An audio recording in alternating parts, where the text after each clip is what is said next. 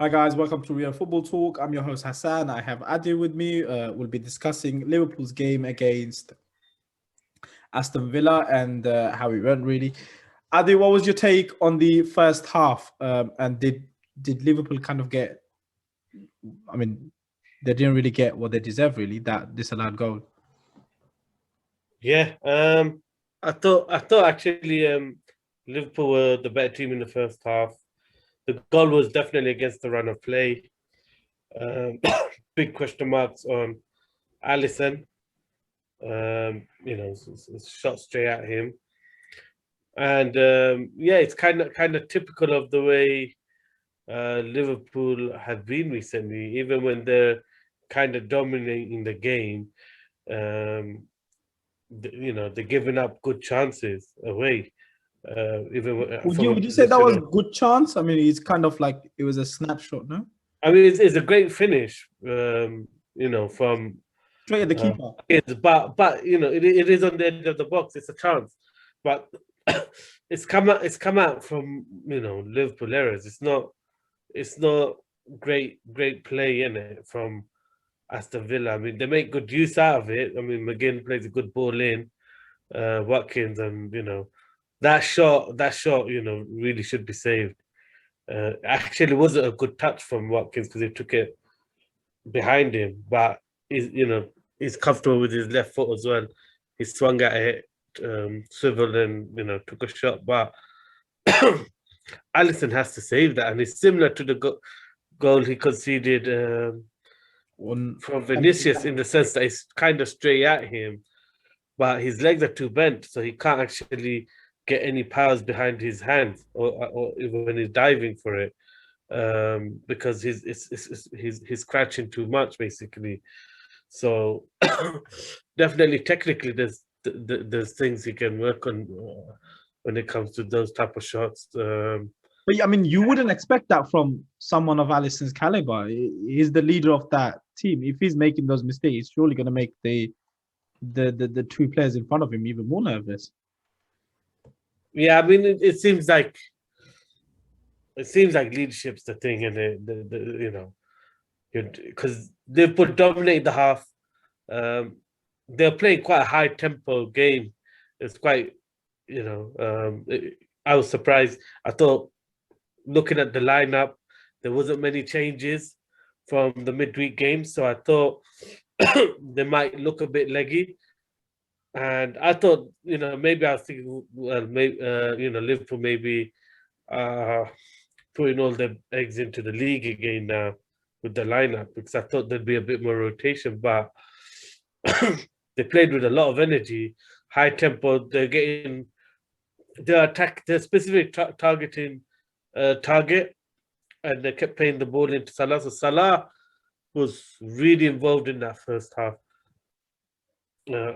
Everything was coming to him, through him, and yeah, I mean, he was involved more than he's been for a long while. Everything was kind of going through Salah. So yeah, it is strange that in such a dominant half they end up going in 1-0 down, and they were very, very unlucky with the disallowed goal. I mean, I still thought Matt Cash, when the VAR was looking at the video, it still looked as though Matt Cash got a touch on the ball to me. Hence, so the offside becomes irrelevant. But even the offside is like less than a milliliter. You just this whole sleeve rule seems to be punishing attacking teams. So yeah, definitely. They were very unlucky. I mean, the way the goal came about, was fortunate. The way it fell to Firmino.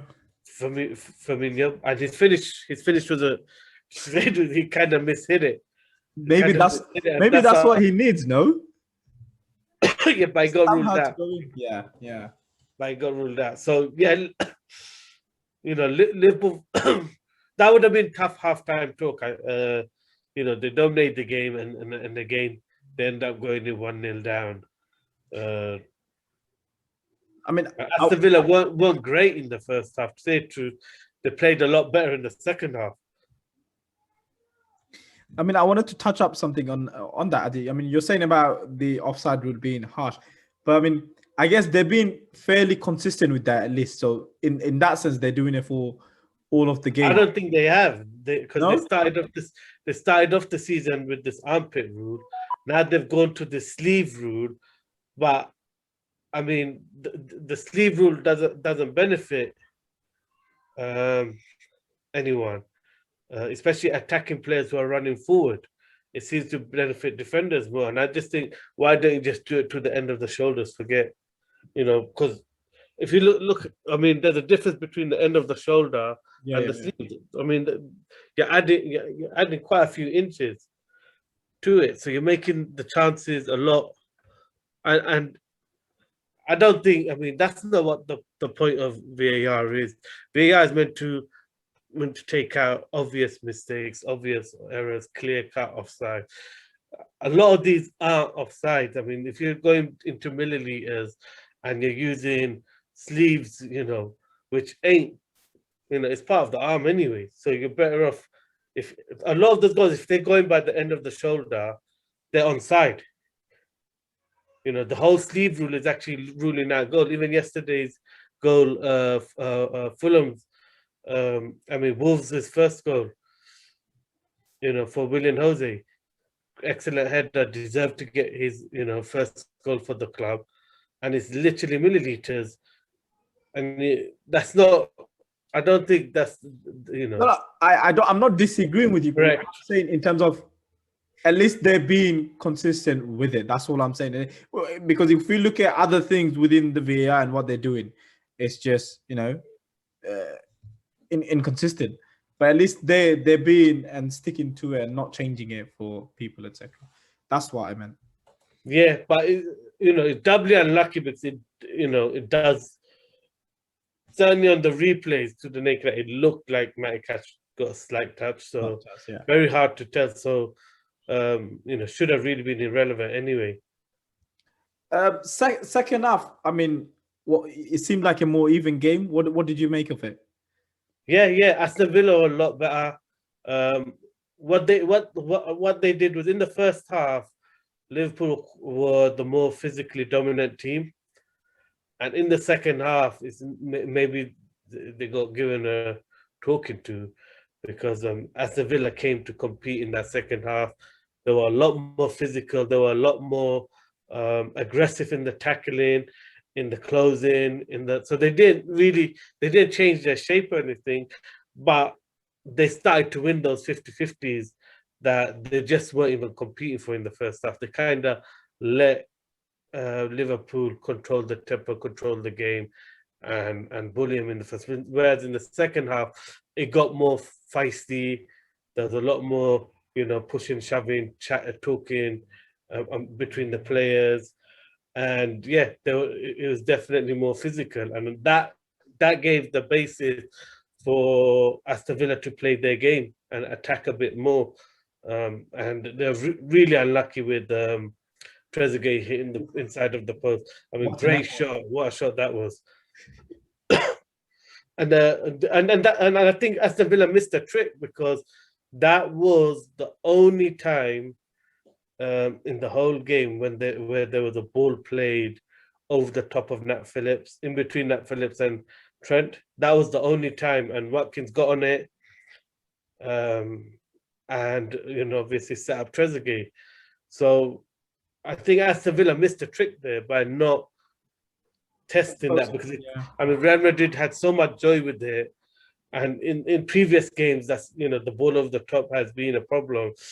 And Watkins was a handful the whole day for both centre backs. They really struggled with containing his strength and dealing with his strength. He was very powerful the whole day. So I think definitely Aston Villa missed a trick. That was the only time they played that ball. The ball got played in behind, and they created a clear opportunity. I mean, what would you make of the winning goal from Trent? I mean, fantastic finish. I mean, we all know he's got that ability. Yeah, I mean, excellent finish. but the the whole move showed the character and the heart that Liverpool needed to show, really needed to display, because the way in which Trent went into midfield, was playing with risk, then dribbled it all the way to the left wing with his weaker foot. Great cross he put in anyway, and then the ball coming out to Shaqiri, his cross out, the volley, scissor kick volley from Thiago was amazing. Yeah, I mean, what a save that great was save. for Martinez to get, and it was kind of unfortunate because Martinez got such a strong hand to it that eventually comes to Trent, and great finish, excellent finish from Trent, and showed lots of heart, lots of character, lots of desire. I mean, his celebration showed how much he meant. What's been lacking. Yeah, his celebration showed that he's been under a lot of pressure, getting a lot of criticism, and yeah, his celebration showed that kissing the badge and result for Liverpool, and they may get more confidence from that result than any other, because sometimes just getting a late winner and struggling your way through it means more and gives the team more self-belief than winning a game comfortably. So I think, yeah, definitely the result was the most important thing. The performance in the first half was good. Second half, it was slightly more even, but they showed character and grit to get through. They did what they had to do. I mean, what does this result mean for both teams in terms of Liverpool? They're straight back in the Champions League race, and I mean, what does it mean for Aston Villa, because they seem like dropping recently? I mean, Aston Villa. The thing with Aston Villa is, I thought Dean Smith made a mistakes today, because at the most crucial time, he ended up his subs, and I think some of them were forced. Players were getting injured, but at the most crucial time, he ended up with both Anwar El Ghazi and and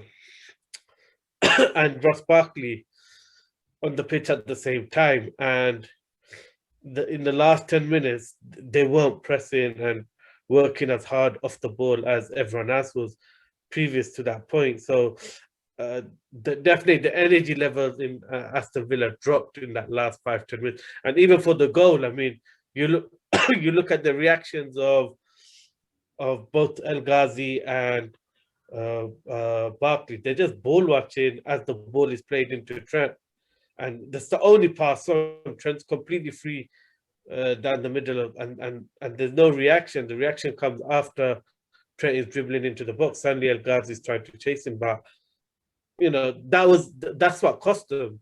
Ultimately, you put players who are just only interested in the attacking part of the game and don't have that work ethic that's needed to be an elite player. So yeah, that really.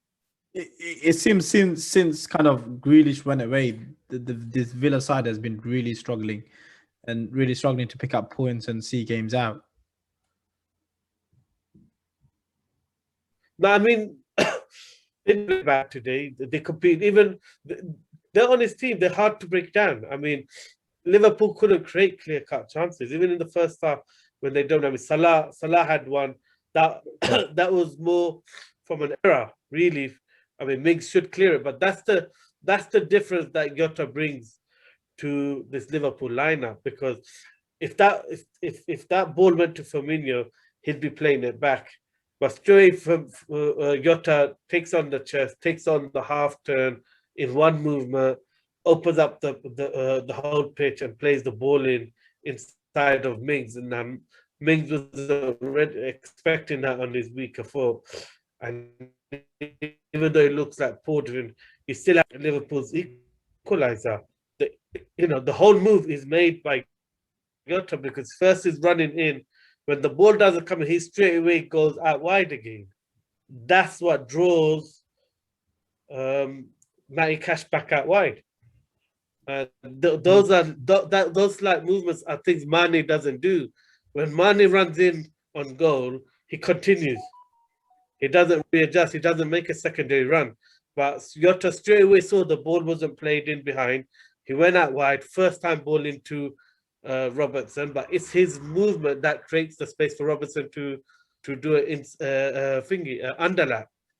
So those are the little things that Jota brings that is like the only creative force they have at the moment.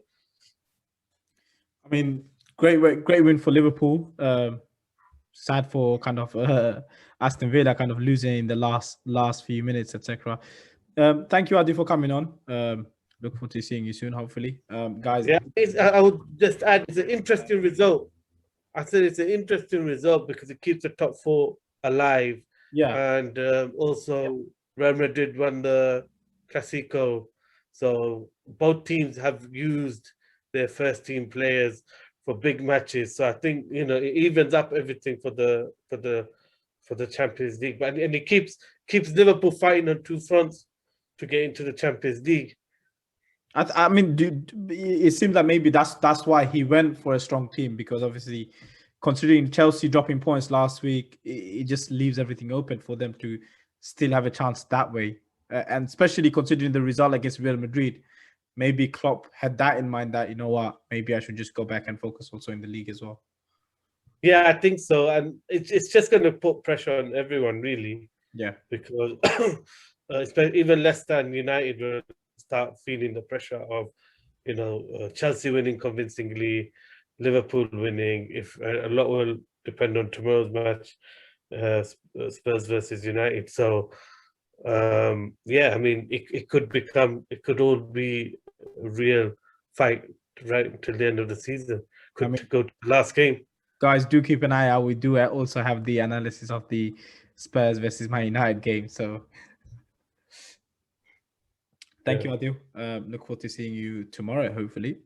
Yeah. Thank you, guys.